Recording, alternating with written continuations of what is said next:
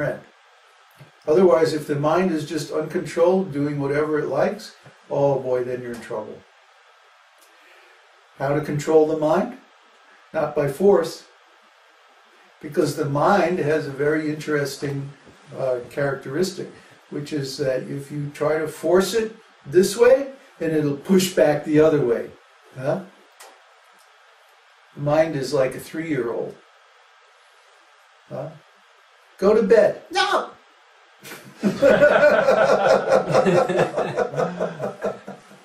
Huh? The terrible twos. Ask any parent. There's a range between like 2 and 4 years old where whatever you tell them to do, they say no. It's like they just discovered the word no, right? And they're going to use it. You're going to get all your karma for telling them no. You can't do this. No, you can't stick your food. You can't stick your hand in the stove, Johnny. What does Johnny do? He's going to stick it right in there. So you can bet that if you try to force the mind, you'll simply get the opposite result. Why? Because any energy that we put into a certain thought simply strengthens that thought. Like sex life. The more you try not to think of sex life, the more you're going to think of sex life. The more you try not to be angry, the more angry you're going to get. See? When you finally lose your temper, it's going to be a nuclear explosion.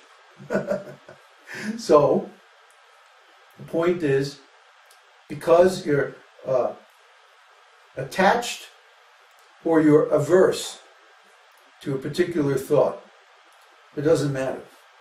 Either way, you are linked with that thought. Either way, you're focused on that thought. The old saw is, try not to think of an elephant. As soon as you try not to think of an elephant, of course you think of an elephant, right? So as soon as you try to avoid any particular type of thought, you're simply encouraging that same kind of thought. What's the solution? Think of Krishna. Think of Krishna, Krishna's name, Krishna's pastimes.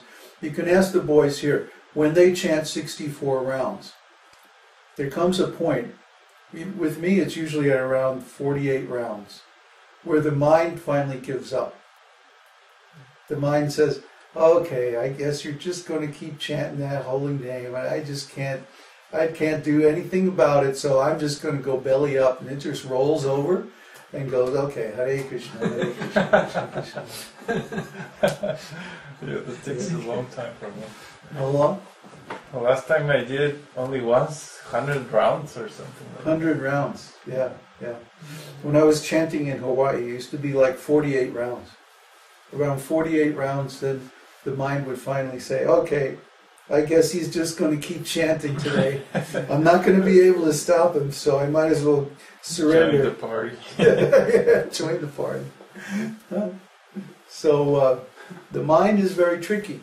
You can't control it directly. But guess what? If you can engage your senses in Krishna's service, you can eventually control the mind, because you're generating more impressions of spiritual life than of material life. This is the trick.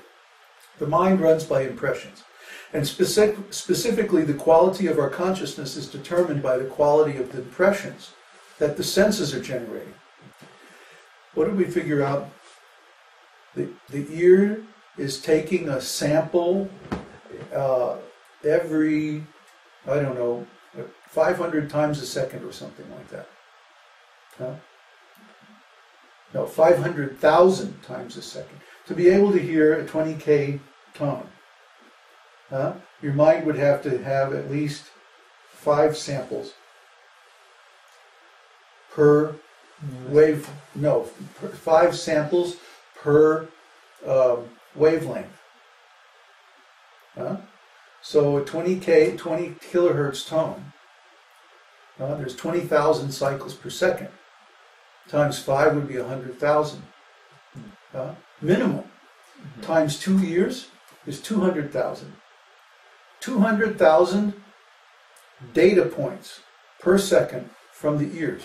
And then there's the eyes, the mouth, nose, the tongue, the kinesthetic sense of motion, the blood pressure, and all the other senses, indicators that we have, blood sugar and so on. These are all senses, and they're all generating data. And there's this flood of data, this flood of impressions coming into the mind. Now, of course, we can't deal with all of that directly. So what do? We form abstractions. And we deal with the abstractions. And that's where meaning comes in, and language, and ontology, and all that stuff. We discussed that all in our seminar on Ayurveda, on how consciousness works. I think it's like part 3 or something like that. Anyway, we discuss all that in detail. So, how do we change the quality of consciousness? We change the quality of those impressions streaming into the mind. We engage the senses in acts of transcendental quality. There's that wonderful shloka, how King Ambarish used or engaged every one of his senses in Krishna's service. It's a long, I don't know, it's actually like 5 or 6 shlokas, that King Ambarish engaged his feet in walking to the temple of Krishna. He engaged his body in bowing down before the deity. He engaged his eyes in seeing the form of Krishna. He engaged his mouth in tasting the remnants of the prasadam from Krishna's temple. He engaged his ears in hearing Krishna's name. He engaged his nose in smelling the incense offered to Krishna. He engaged his sense of touch in touching the devotees. He engaged his energy in serving. And so on and so on and so on. He engaged all of his senses in Krishna's service. The mind is very tricky. If you try to control the mind directly, it'll simply rebel. So you overcome the mind, you trick the mind by engaging the senses, using the intelligence to follow the instructions of the scriptures. And the mind will think, well, that's a sensual activity, that's all right. And it won't rebel. But then it gets tricked because the sensual activity is actually transcendental. Ha! And of course, the best one is hearing and chanting the holy name of Krishna, because hearing is the deepest sense. If you're sound asleep and somebody goes, hey, wake up, you'll wake up. Why? Because the sense of hearing is still active on some level. So that means the sense of hearing, even though you can't see anything, you can't taste anything, touch anything, whatever, the sense of hearing, even in deep sleep, is still operating on some level. So that means the sense of hearing is the deepest sense. So if you can engage the hearing sense, then you can engage all the other senses. Therefore, Shravanam Kirtanam Vishnu Smaranam. By hearing and chanting the name of the Lord, then you always remember Him.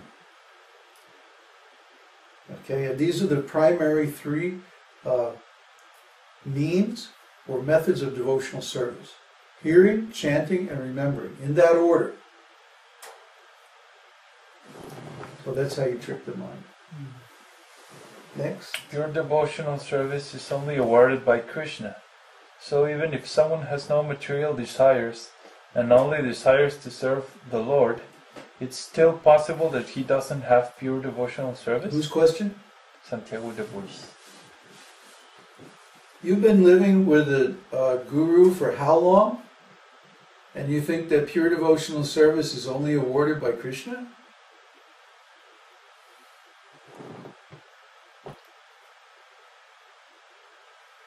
Yeah. Hello? By the mercy of Guru and Krishna. Ah! Sorry. Guru.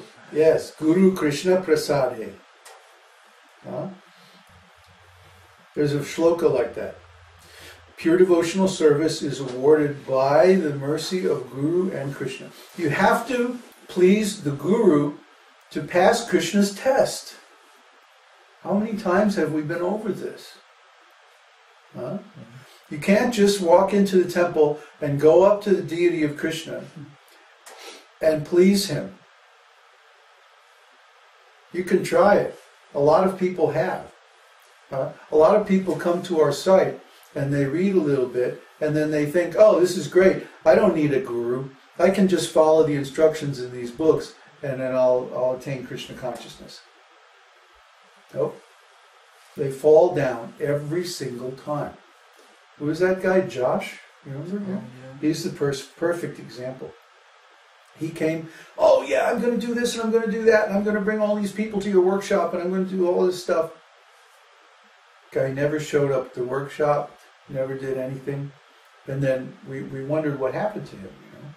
And then months later he writes back, oh man, my whole life fell apart. I lost my kids, my wife left me, I lost my job, I wound up in jail, now I'm in